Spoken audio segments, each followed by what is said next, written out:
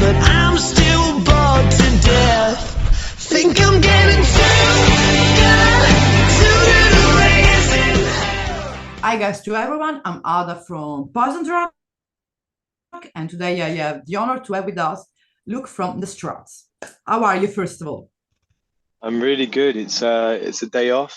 In fact, we've just arrived at the hotel on the bus, but I'm happy to be here talking with you. It's a pleasure. Of course, don't mind to the my silly question, but the things about us in Poison Rockets, we like to talk, being talkative. So I want to start asking you, like, if you would tell, like the story of the Struts, but the beginning, the early story, but like as it was a novel.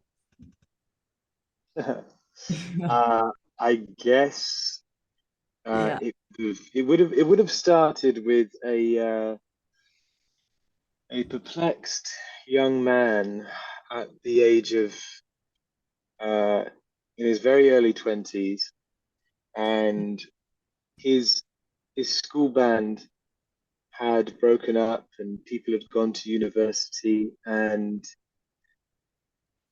had come in a certain crossroads in his life where he was thinking about going to drama school until he went onto his MySpace profile and had a message from somebody who claimed to be a music manager Um, that asked the young man what he was doing with his life and did he still want to do music, which I replied yes, and he then introduced this young man to Adam Slack later on. That's how it started. Of course, Luke, you are really well known as well for your background as a musician, as a personality. So, of course, I would ask you, like, at the early beginning of your career and life, like as Luke, how you get in touch really with the music, with the sense of creating your own personality, and as well that the gift of singing. I mean, I think it all started when I was very young. I really wanted to be a dancer more than anything. Yeah, And how did you switch to singing? it was just, I mean, I I really loved choreography, and I was a huge Michael Jackson fan, which is kind of like a common thread with a lot of like people Yeah. who loved Michael Jackson. They always wanted to be dancers, but I took it very seriously. And then from that, I obviously discovered his influences like James Brown, and then I really loved James Brown. I thought that was great, and I loved how he commanded the band. And it wasn't until I was sort of like 15 Yeah. years old or so, I discovered like Queen, Darkness, and Yeah. Led Zeppelin, AC/DC, and then that was it. I And was like, about okay, rock scene. Yeah. I'm gonna be a rock star now. Yeah. So And you did it. So yeah, of course. I mean, that's really interesting because that's creating your own unique personality, Luke. Of course, I mean, I am full aware of the meaning of the band name. I am full aware, but of course, no, there are people out there that are not aware of it. So I would like to hear it from you to tell to the people the meaning of Struts and how the name band was chosen. yeah, I mean, we really struggled, like a lot of people do, to have a name that was really good. Mhm. And there were so many options floating around at the time. But me and Adam, this is before anyone else had joined. Yeah. We were going to record like in one day, like about three original songs. One of them was a song called Where Did She Go, which I'd written like years before and was playing with my old band. And Oh, there was two other songs that me and Ads had sort of worked on, and we were going to use that to shop to labels. So we were booked into the studio, and we had like a session drummer come in, and another yeah, guitar player come in, and a bass player. yeah. And as I was sort of like rehearsing, the manager at the time was like, Luke, you strut around quite a lot. You should be called the strut. And I was like, wow, okay, that's That's the name. that's actually a really good one. And I was so happy when we found out that there wasn't a group called Struts. So, Yeah, it's a something really particular, not that you can hear anywhere. Of course, I mean, your career started really like almost 12, 10, 11 years ago with just the first single. I just known that basically put you out there, and as well playing in Paris with the Rolling Stones, which is for young guys was, I think, really something epic, amazing. How did you feel? I mean, to with your eyes of today, thinking back to those days, could you ever imagine that that would happen? I mean, how did you remember the day? I remember getting the call that we were going to be opening for the Stones when myself and the rest of the band we were playing in a place called Scunthorpe in the UK, and it was just basically like a pub venue that Yeah, held. Yeah, we were playing this pub that that held sort of about 50 or so people, and we were upstairs like in this sort of really disgusting room, and to be honest, we were really sort of puzzled and asking ourselves like why isn't any of this working? Like yeah, we couldn't get any radio.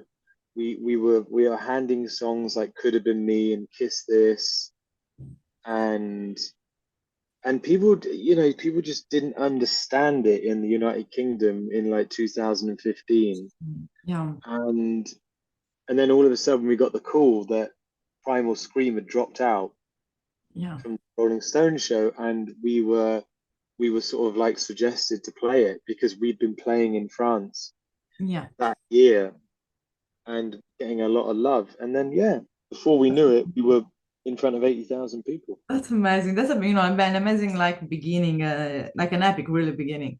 Of course, like just to not to focus too much. Of course, the first album that you dropped was the official first full length Everybody Wants in UK, and then there was like the EP in US. Hmm. Have you heard? I want to ask you just briefly, just to not focus too much, to focus mainly on the last album. How was, because of course the band evolves, changes as well, the topic, the theme, the composing way. If you want to really brief describe, everybody wants. How could you describe it? I'd say it's sort of like a good, perfect introduction to what the Struts is about, and that sort of like big rock moments, but with like written in a in a pop sensibility. So we don't shy away from like good melodies, Yeah, and there's a lot of great songs on that record. yeah, We indeed. still love today. Yeah, of course. It's always like that. It's always like you have fan that they loves you, like just the first song always, but of course, bands evolve, new music comes out, and that's the best things always, of course. But of course, like as well, like for example, the song Could Have Been Me basically reach a lot. I mean, kind of almost all the charts top in the world. How, Hmm. I mean, do you remember when you found out, and how did you react to what he was doing? Because of course, reaching out this chart as well, being so young, it's something big that gives you like a hit to your career. Yeah, honestly, at the time, I didn't quite understand like how big of a deal it was, Yeah, especially in America. Like yeah, exactly.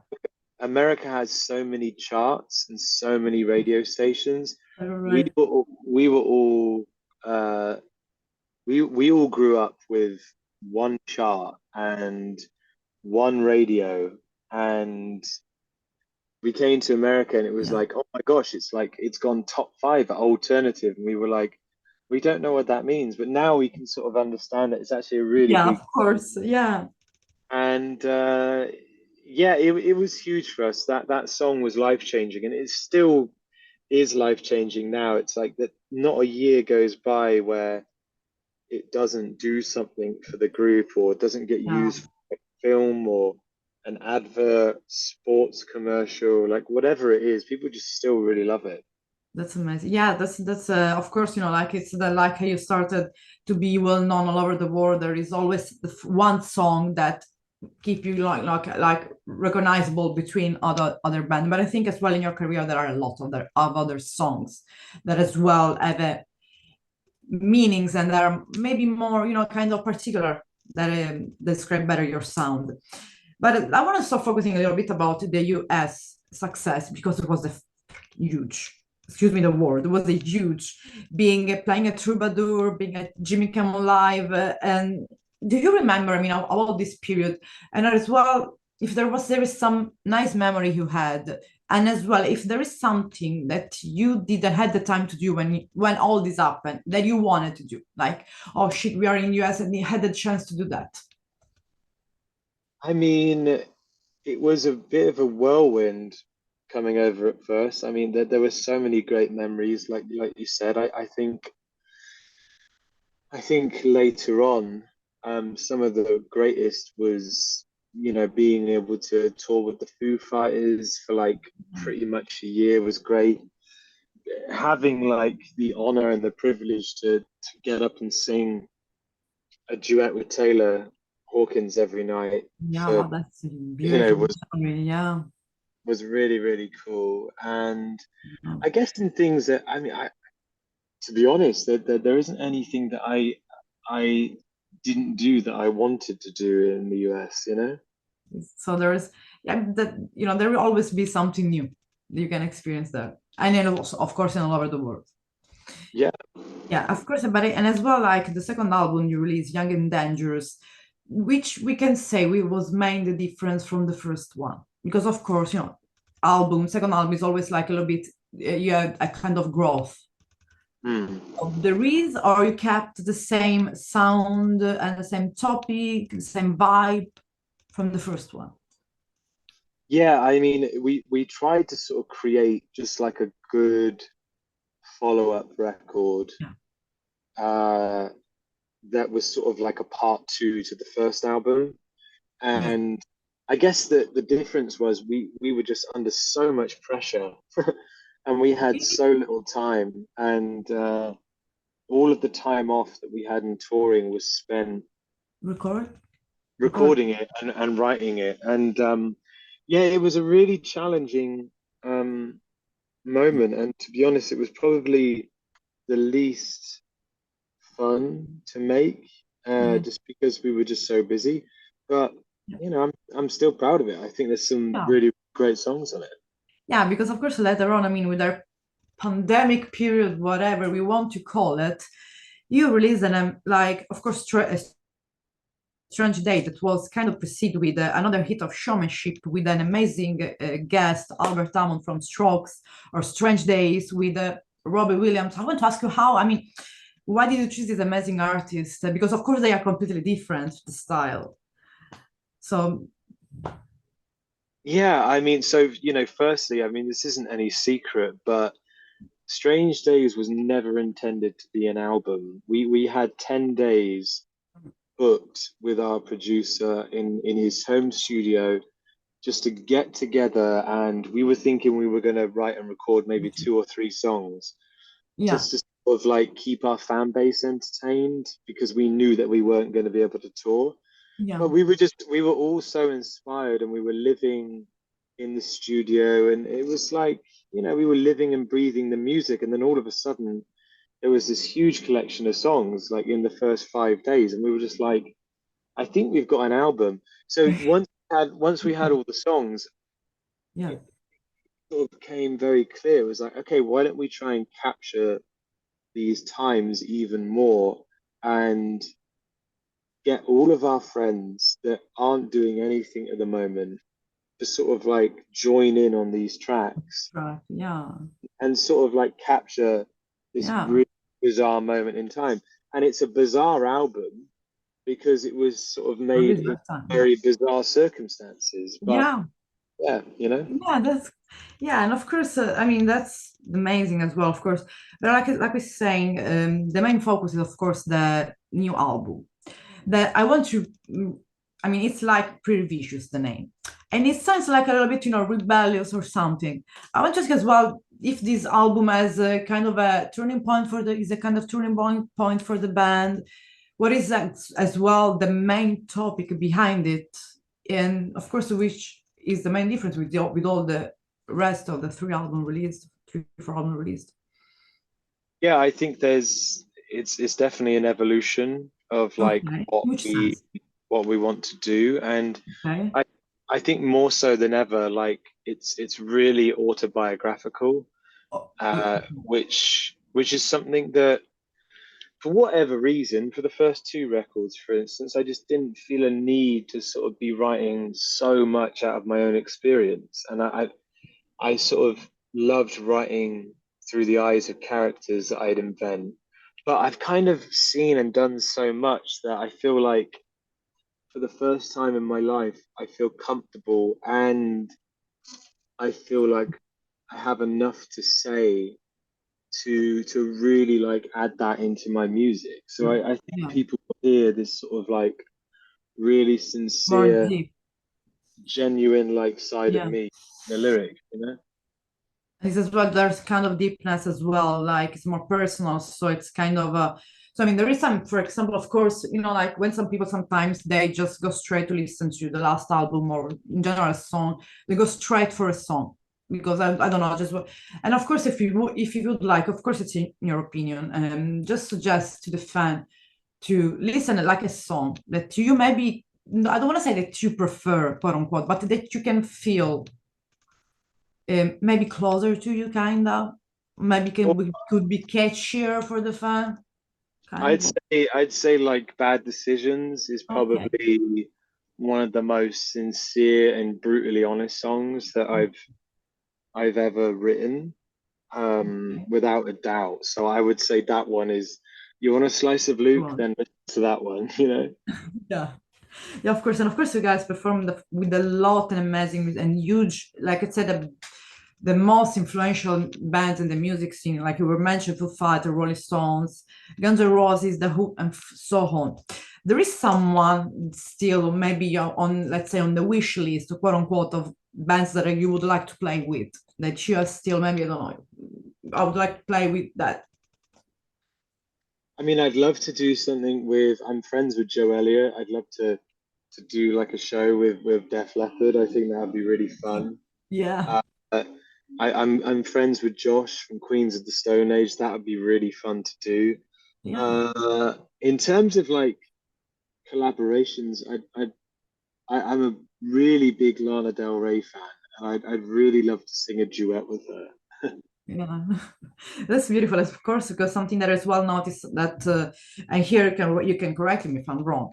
That as well in Struts in general, there is a lot for I can perceive a kind of a fashion style as well. So I would like to ask if fashion has a kind of important role in which is a Struts personality or essence. I really love um I love a good 70s aesthetic. Yeah, Uh, I mean, even when even when I first really started loving Queen, I just adored the earlier like look of the band. I just thought it yeah, was so cool. yeah, Um, and it's the same with like 70s like AC/DC yeah, and even like Zeppelin's fashion around that time. There's just something kind of magical about that. And I also, I mean, lately in the last year or so, I've sort of, I wouldn't say grown out. Yeah, I've kind of grown out of that like a little bit, and I'm yeah, more into. I like.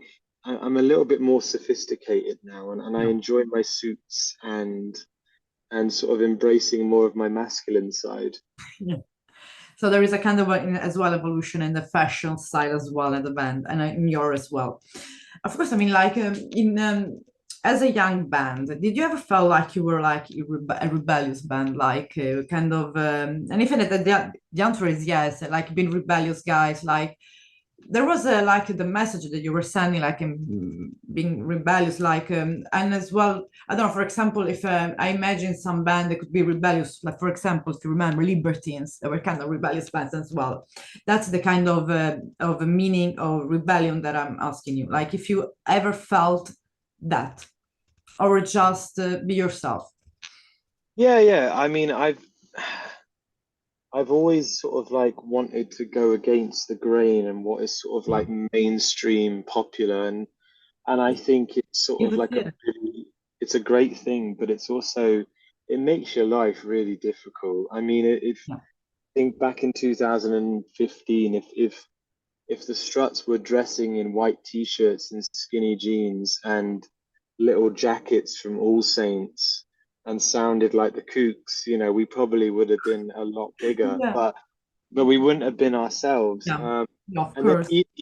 even now, it's sort of like I've seen the androgynous look like Yeah, really become super popular to the yeah, point where I'm sort of thinking like, I'm not sure if I want to do that anymore. yeah, And yeah, I just yeah, think it's really important for like any band just to sort of like yeah, change and evolve, but yet do what you're interested in. yeah, And for me, it's just like yeah. I don't do it for the sake of being different, but like I've also changed as well. Yeah. So yeah, it's I guess that's it. Your current plan, of course, I know that you are touring. So what's going on? What are the next shows that we can see, and the next as well plans with the Struts? So the next plans for the Struts is we've obviously got this tour until the end of the year, which is really Yeah, exciting. We've got some songs recorded, ready to go for early next year. We're going to be hopefully finishing another album next year and yeah, putting it out. I'm also working on music, which is yeah. non-Strut related, which is going to be coming out next year. But it's going to be a fantastic year, and That's good. the good news is fans will not have to wait anywhere close to 3 years for another record or Strut's new music. Yeah, that's amazing. And I'm really, I wish you just fun to the rest of the tour. And it really was a pleasure meeting you, and just really keep on, wish you all the best. And looking forward to see you live in Europe. That's the most thing I can say. And thank you for the chance of this interview. Greetings to all the band, and always being the rebellious, because we need that in the music. Thank you very much. I Thank you appreciate so it. much. Thank you so much, Luke. Have a good day.